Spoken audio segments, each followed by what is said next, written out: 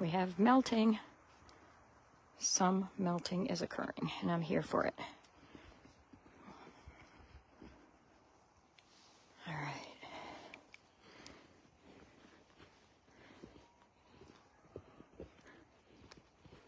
What's up, everybody? All y'all. Ooh, it doesn't feel like spring when the sun goes behind the clouds, though. Yeah, it's about 23 degrees. Not too much of a breeze situation. So, of course, I've been out here cleaning already, so when you're moving around, it's a lot warmer. Let's see what the temperature is out here. Oh, where's my thermometer? I moved it. I forgot that I moved it. This is a good sign. Right there. Drip, drip, drip. That means temperatures are warming up. All right, here's the thermometer.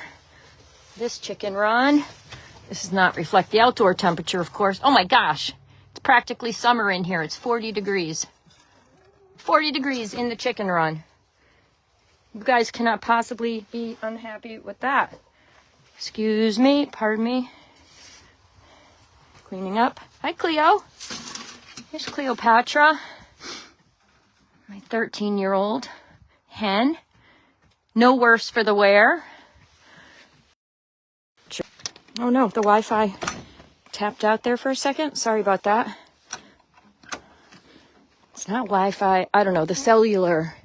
On cellular, so it doesn't like that chicken coop or that chicken run.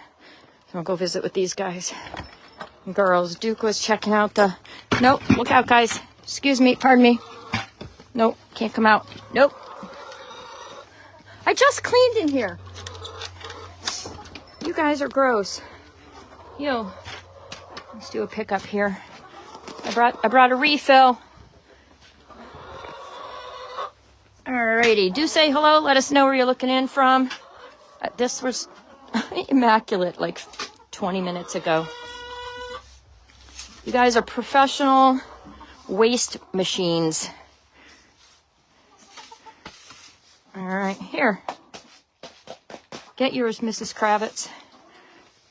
All right, and we're going to go collect eggs because I don't want to find frozen eggs in the nest boxes.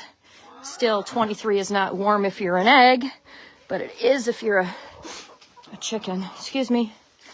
All right, looks better. That's cleaner. Don't make a mess of that, please. I'm going to fill the feeder, top off the feeder, because I can't. I'm not lifting a 50-pound bag of feed into the chicken yard down the hill in the snow, and the toboggan is a good option. I want you guys to see this. So, poultry nipple drinker is the best way to keep your litter dry in your chicken run. I started using these tubs several years ago underneath the poultry nipple drinkers so that it caught the drips that the chickens miss when they activate the pin. So, but even using a poultry nipple drinker, look how much water they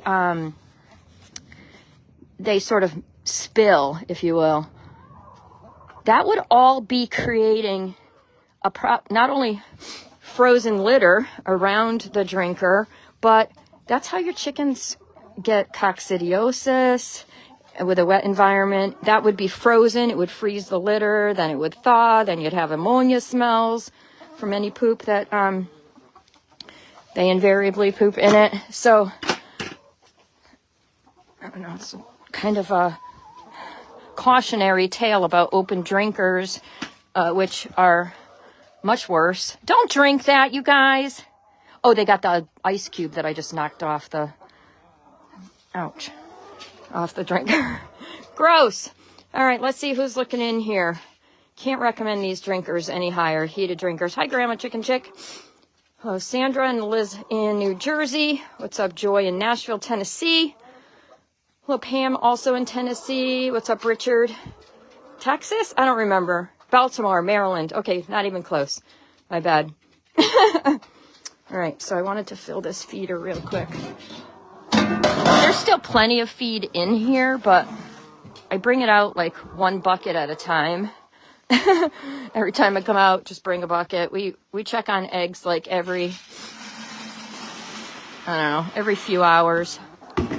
And just top it off. So there we go. Full. All right, what's up, sister? Here.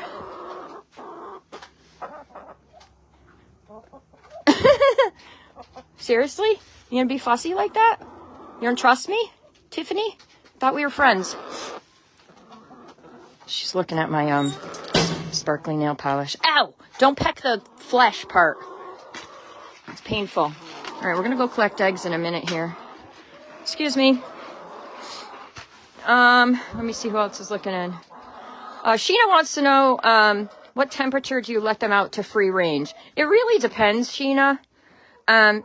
It depends on other stuff going on. It's not like at X degrees they can free range. First of all, we've had more hawks in this area than the past 15 years I've been keeping chickens, okay? The hawk game is strong. I don't know what that says about what else is going on in the environment, but more hawks and different varieties of hawks. So I've been keeping them in even when the temperatures have been reasonable, even in short periods of time, not letting them out lately. But temperature-wise, the concern is frostbite, okay? That's the primary concern in freezing temperatures. So chickens are able to, do you see them? There's a predator outside that look, they're all running for the coop. You see that? So they saw the shadow of whatever. I'll go check it out, you guys. Let's see if we can see what they saw. I trust them. I believe them. So the hawks have typically been landing like in the trees right behind the coop and then just sitting and waiting. So I don't know. And they can usually distinguish between an airplane and a hawk. Sometimes the hawks will land and stare. I don't see any indication of that, but I sure do believe them. All right, let's get a basket and collect eggs then. Whatever was I talking about? Oh, temperature to go outside. So you're concerned about frostbite. And it's not just the chickens with large single combs that we're concerned about in temperatures.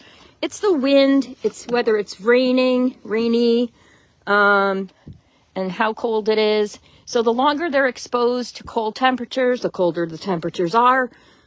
Excuse me, the more moisture there is. Like all of those things facilitate frostbite, but it's a cold. So that's why I keep sort of telling people, don't put anything on your chickens' combs and wattles. It's not going to help with it's not going to help prevent frostbite. That's like putting Vaseline on your fingers when you're cooking so you don't get burned. It's not going to prevent you from being burned if you expose your fingers to the heat. It's not going to help. It will not prevent frostbite. There it is. There's the huge hawk. Can you guys see it? Let me get in a slightly different location. Wow, it's ginormous from way over here. I'm going to put my eggs down before he sees me, see him. So frostbite is a cold injury to the skin. It's when the liquid moisture is enormous inside the there he goes.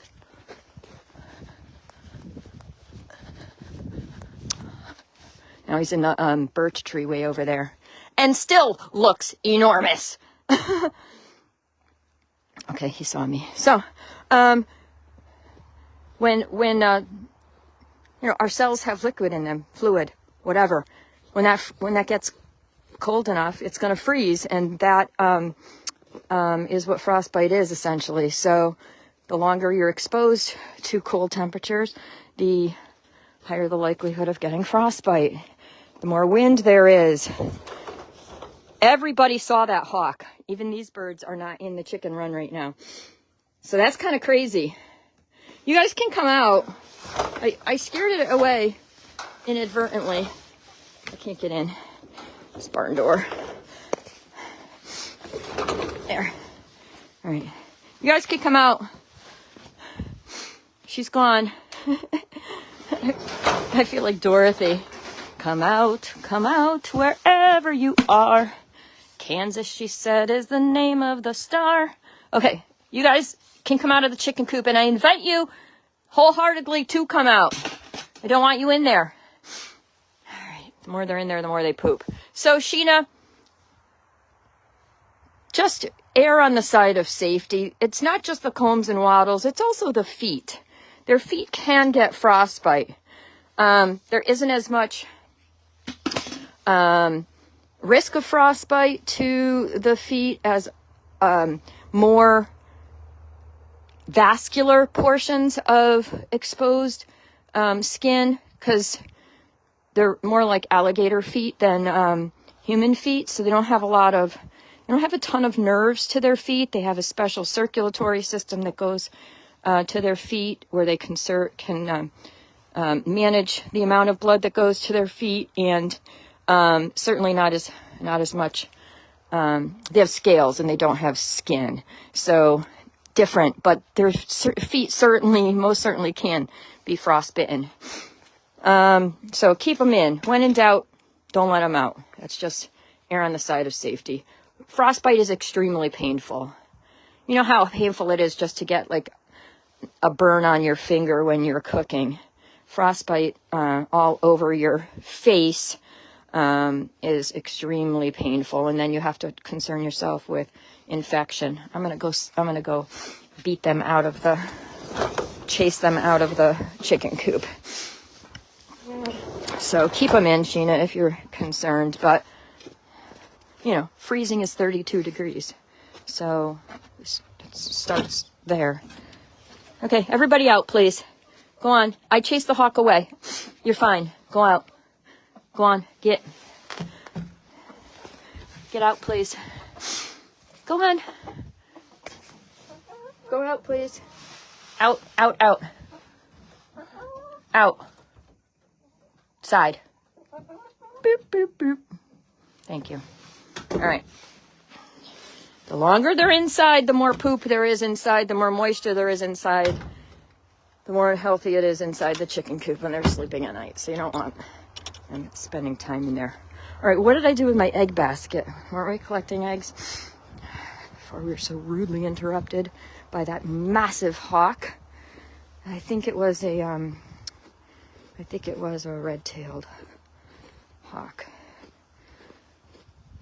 It's huge. Can't say that enough. It was huge. All right, so we've got a good start on eggs today. We've got a blue. Gorgeous. We've got a olive. We've got a brown egg, which I think is probably from one of my spring Wyandottes. One of the blue lace red Wyandottes. All right, let's look for eggs in here. None. Eggs in here. None. All right. And moving right along. If you're just joining, say hello. Let us know where you're looking in from. I'll bring you up to speed. Chickens are in because it's dangerously cold. It's in the 20s with a breeze. That's just unpleasant. And it puts the birds at risk of frostbite. But the chickens, while we were inside the chicken run, were made aware of the shadow of a hawk. Like an evil shadow puppet on the walls of their chicken run, and they all went running into the chicken coop for safety as a result, because they're no dummies. They know what's up. Oh yeah, a Maren's egg. I wonder who that's from. Beauty. Oh, all the best colors. Hooray. All right. And Oh yeah, the wind's picking up. That hurts. All right, nothing in there. And I'm happy to take questions when I'm finished collecting eggs here. If you have any, I'm happy to help. And if you have additional frostbite questions, I have an article on my website. Listen, anything you have a question about, I have oh yay, another egg. I have, never gets old, kids. I wasn't expecting that. I have an article on my website about any topic that you may need help with. So just type in the keywords. If you can't find an answer to your question, you can come here at any time on Facebook and leave it, and I will see it and answer it. So turn your notifications on. Make sure you follow my page so that Facebook tells you when I've replied to you. That is a delightful little egg basket. That is just lovely. Yeah, so, but there is an article on frostbite. If your birds already have frostbite, you need to get them out of the cold. You know, even temperatures in the 30s, that's still going to be painful. It's still going to be painful. So get them someplace. It doesn't have to be a 70-degree room or even, in the 60s. It just needs to be not 30s and 40s. First of all, you don't want the frostbite to get worse. You can always have more frostbite on top of the initial insult, but it's painful. You need to get them some pain control, and I talk about that in the article. And you'll need to watch for infection, and you need to keep them away from the other members of the flock who are going, as the frostbite begins to heal, it will ooze some liquid. It will start to get discolored. Those colors can range. The other birds will see that, especially if it's on the comb and wattles, as opposed to the feet. They will see that. They will pick at it, and that can turn into a bloody mess. Just when the scabbing falls off after a time, the scabbing from the frostbite will fall off, and that will expose the tissue underneath, which will be, it will look bloody. It may not actively bleed, but it will appear bloody, and that is an invitation to explore from other chickens. So it can go downhill super quickly. So get your birds out of the cold if they already have frostbite. Okay, it's not, and it's going to be for a long time. So you're going to need to reintroduce them with the playpen method. But I talk about all that in that article on my website. Hello, Dave in Iowa. Hello, Leon. Hi, Zia in Trinidad. Excuse me. Hello, Angel on the Oregon coast. On the Oregon coast. All right. Are you working, Zia, Trinidad? Hello, Dawn in Canada. I apologize for the stupidity. We don't want Canada. We're good with 50 states. Okay. On behalf of sane Americans, we are not at all interested in acquiring Canada. We apologize for the orange Cheeto. I apologize. Canada. How are you going to mess with Canada? Leave Canada alone. Canada doesn't bother anybody. Leave Canada alone. Hello, Johnny in Oklahoma. Hello, Joyce has a question. She has a chicken with a cough. Not sure what to do about that. Well, Joyce, there's really nothing you can do about it because you're not a veterinarian.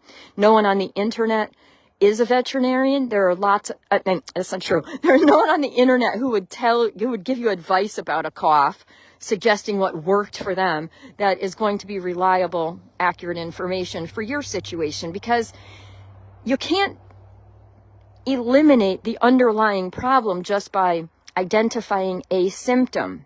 It's like if you had a cough, that can be caused by a whole host of things, from a bacterial infection, a viral infection. You may have bacterial pneumonia. You may have COVID. You may have bronchitis. There's no way of knowing what the underlying pathogen is that's causing the cough. So you have to get the bird to someone who is competent to diagnose that. You can't just try things. We don't experiment on animals. So resist the temptation to source medical advice of this kind from the internet. There's always going to be some Yahoo who wants to tell you how to treat your chickens because they were able to make a cough go away. That doesn't mean that they cleared up the illness or disease or made the pathogen go away with whatever they threw at the chicken. You don't know what it is, and experimenting on pets is not cool. So I know it's hard to find a veterinarian. Not all coughs are going to result in worst case scenario for the birds, but they certainly, if it's a contagious, it's being caused by something contagious, all your birds can end up with it. And it may be something that never goes away, that just kind of comes and goes, ebbs and flows. They can recover from it, but they're always going to be sick with it. So there's too many things that it could be to suggest this is how you would treat for it. So you try to find a veterinarian. You have to call. You have to call and call and call until you find someone who will look at your chickens. And then they need to do an exam. They need to do a flock history. You know, the same thing they do with any animal you bring to them. They have to do what veterinarians do. Not, you know, they're competent and we're not. And we don't have diagnostic testing in our backyards. They're going to have to they may want to take blood work. They may want to do cultures. They may want to do a respiratory panel.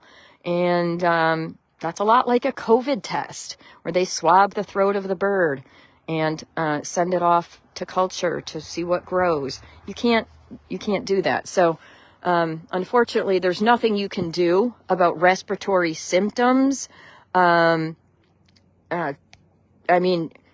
With respiratory symptoms, there's nothing that you can do without knowing what's causing them. So making a symptom clear up is not making the problem go away. It is not eliminating the problem. So I hope that's helpful, and I hope you can find someone who will look at your chickens. Hello, Michael in West Hollywood. It's sunny here too. Don't brag about the sun. We have sun. We just also have white lava. Hello, Maddie and Chelsea. If you're just joining, say hello. Let me know where you're looking in from. We are moderate winter temperatures right now. And if there weren't so many hawks around, I would consider letting the chickens out for an hour or so because it is above freezing. But there's still no place for them to go. So they're not going to be better off for being able to come out. There's no place for them to go. They'll only be standing on snow and at risk from that enormous hawk that we saw about 10 minutes ago. So we're not playing that game. Not playing that game today. All right, who else? Anybody else have a question? Hello, Hope in West Texas. Hello, Julie in Michigan, where she says it's frosty. A little bit about the cold in Michigan. Hello, Teresa in Colorado.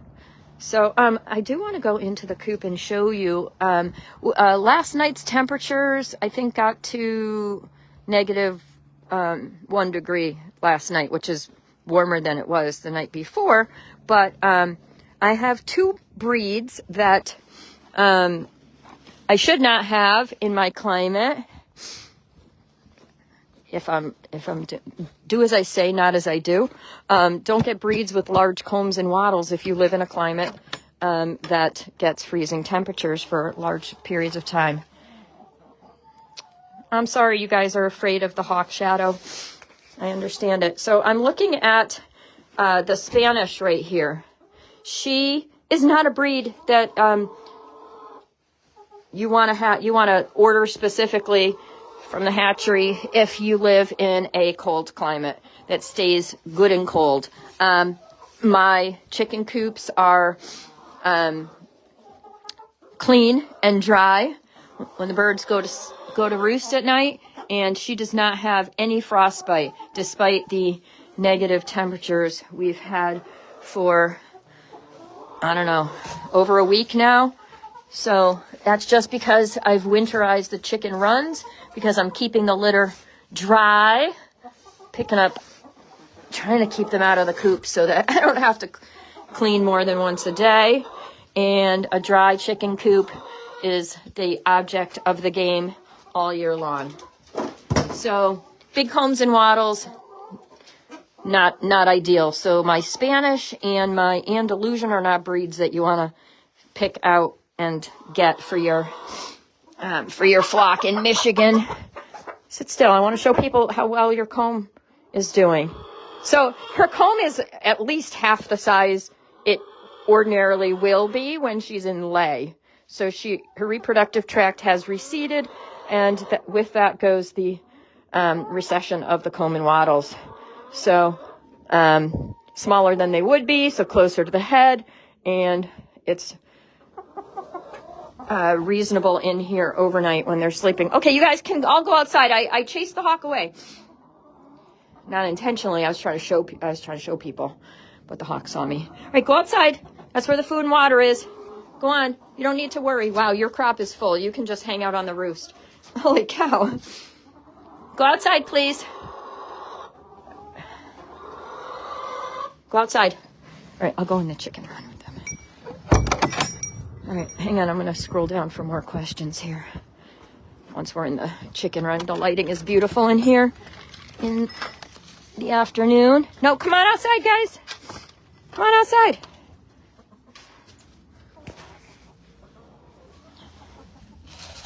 I filled your bottles. Come on. For enrichment activity. You're not buying it? All right.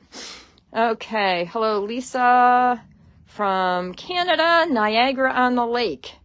Okay. Cool. Philomena is, I don't know what that means, where you're looking in from. Philomena. Here they come.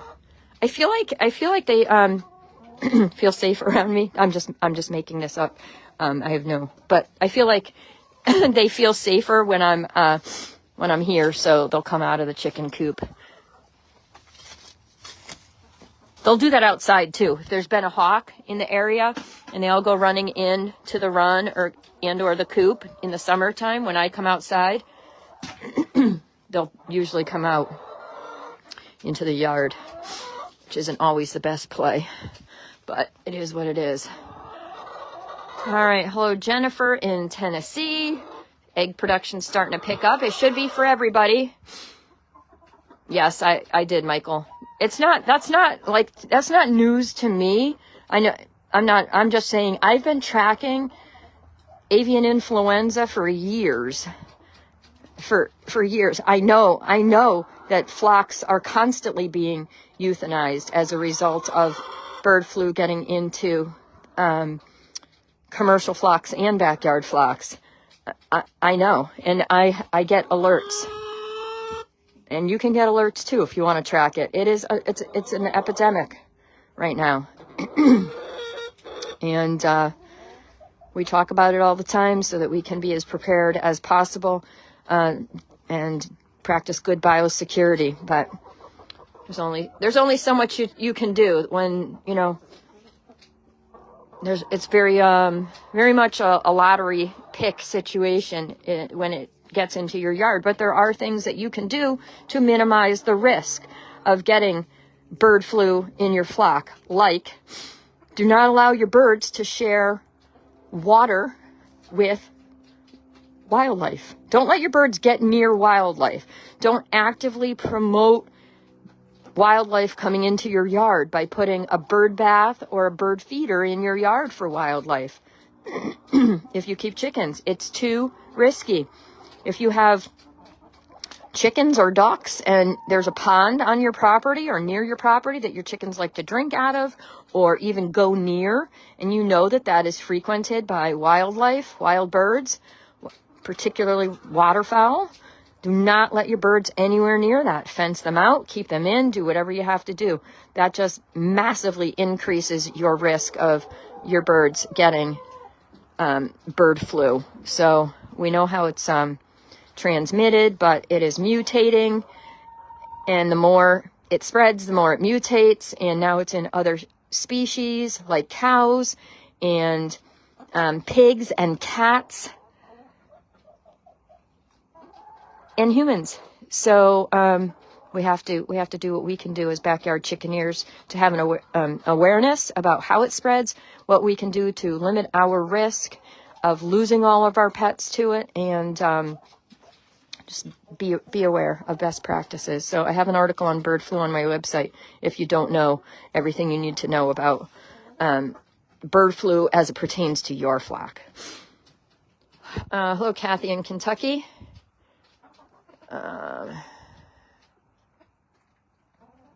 Let's see. Who else is looking in? Hello, Gigi and Andy. What's up, Kathy in Texas? Has it warmed up down there at all? Hello, Martha in West Virginia. Yeah, Lacey, I would skip it if you live in a cold climate. The more skin a bird has exposed, the greater the risk of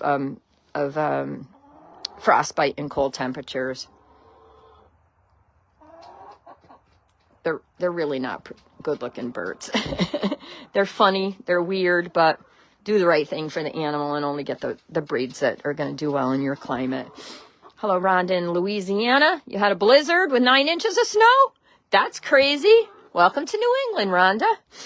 Happy to deliver it to Louisiana. It wasn't here. We didn't get it this year. We have only gotten a handful of inches here in New England, in my part of New England, which is northern Connecticut. And I am giddy about that. We don't need it. I know, Michael. It's a drop in the bucket, though, that number. Guys, if you want to know where bird flu is, and you should, I have all that information on my website. You can track it. So it's here in Connecticut. They've depopulated a flock about an hour from me, a backyard flock. Friend of Kathy's in Texas, of course. Kathy broke the news to me before the news outlets here in Connecticut were even reporting on that. But you can stay up to date on the government reporting through the links that I have on my website at chickenchick.com, and just type in the word bird flu when you get there. That article will pop up. Click on the title of the article, and you can follow exactly where. It's all over the world. It's all over the world. It's coming to a flock near you. So do the things you can do to protect your flock. I talk about those. Be aware of what it looks like. Report the death of any of your birds to the authorities listed in that article. I've given the website link. I've given the phone numbers you need to know. You don't have to do any actual work. So I've tried to make it easy for folks to get the resources that they need. Unlike the news here in Connecticut, who, when reporting the depopulation of that flock, literally said, report dead birds. Report dead birds? To who? My husband? The mayor? Like who? That would be news. That would be useful information. So I have all that information for you, and you don't have to hunt for it. Just, it's in that article. Report dead birds. Oh, okay. That's great. Thanks. How do you, yeah, I taught Kathy, visit that article. Nicole, visit that article. Yes. They report. Yes. I talk about that in the article, guys. I've been talking about it for months. So, and I know not everybody sees every live feed that I do, but I've been talking about it for months. I've been talking about it for years, and we will continue to talk about it because it is a major, major problem in the poultry population in the world. And we need it to not become a human problem. It only recently has begun infecting humans. So humans, it's not as deadly to humans, but humans have died from it. So we need to stop the spread, and if you keep chickens, you have to do your part. Is my bird feeder for decor? No, that is not decor. That is actually oyster shells. That is there all day, every day, and all night too, of course. Yeah. Big stretch. Nina, not decor. Yes, everybody has it, Philomena. Everybody has it nearby. More than one person has died from bird flu. Yep. Let's see. Deborah asks, do I know why her young Polish rooster is crowing at 8 o'clock at night? I don't know. Did you ask him? Ask him. Probably because there's a light on that he can see. Or there's something outside the coop, like a predator prowling around that he's aware of. Best guess. Yep. Yes, Martha. All right. Felicia says she's getting ready to order chicks, and she says, how soon is it safe enough to mail order them? Great question, Felicia. Great question. Depends where you live. I would not recommend getting chicks in the mail until, if you live in, or if they're coming, it depends where they're coming from too. So your best bet, if you want to get them early and you live someplace like Michigan or Minnesota, somewhere in the north, get them from Tractor Supply, and know that you're going to need to brood them indoors longer than you might if you get them later in the season. So Chick Days starts next month. Tractor Supply stores are starting to get their chicks in. Maybe in Texas and places like that, it may be already. But if you live someplace where you're getting them shipped, chicks do not do well in the cold. That's why we have mother hens. That's why we have to support their body temperature for weeks when they are in our brooder. So give them, the mail system sucks. It's worse than it has ever been. I can tell you. The delivery system is changing this year drastically. So, there's a lot of new problems with getting chicks in the mail. Best bet, either get them from a hatchery near you, not a friend, not a guy who calls himself a breeder because he lets the birds mate in his yard. Those are not safe places to get your chickens. Either get them from an NPIP certified hatchery that's local to you where you can pick them up if you wanted to get them early, or get them at Tractor Supply because they ship them in huge boxes, and they are able to keep themselves. You just don't have to deal with any of the drama of dead chicks in a box that didn't survive. And Tractor Supply will not sell chicks that did poorly in the mail. They literally have like an ICU in the back of the store where they care for those birds specially until they are perfectly fit for selling to people. So they won't put out chicks that aren't doing well. They're not supposed to. And most stores do a really, really good job of caring for the baby chicks. So wait, Felicia, I don't know. Again, I don't know where you live, but if you think it's too cold for baby chicks if you even sense it's too cold for them to ship from wherever you're buying them to wherever you live, you can ask the hatchery, what's the route? What's the route these chicks are going to take? They know exactly where they go. They go from a hatchery to a main facility, and then from the main facility to wherever you are. But the postal system is not to be counted on this year. It's bad. It's really, really bad. So good luck. I'm just all about positive news today. Hey, keeping it real. Hello, Pacha. Hello, Elise. Elise, you need my book, The Chicken Chick's Guide to Backyard Chickens. It's like $15 on Amazon.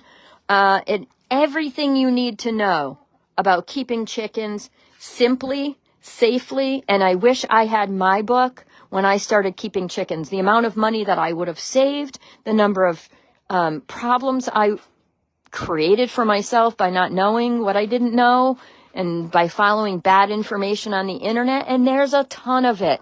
There is a ton of total nonsense on the internet.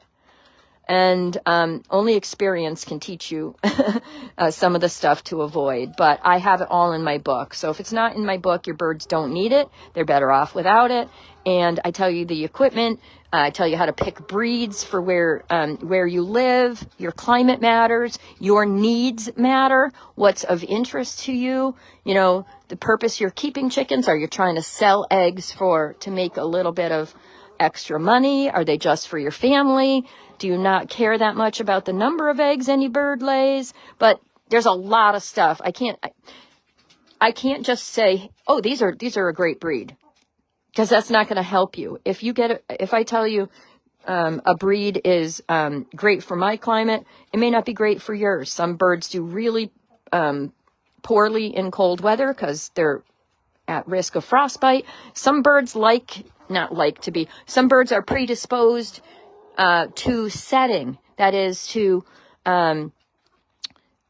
being mother hens, and that takes them out of egg laying for months.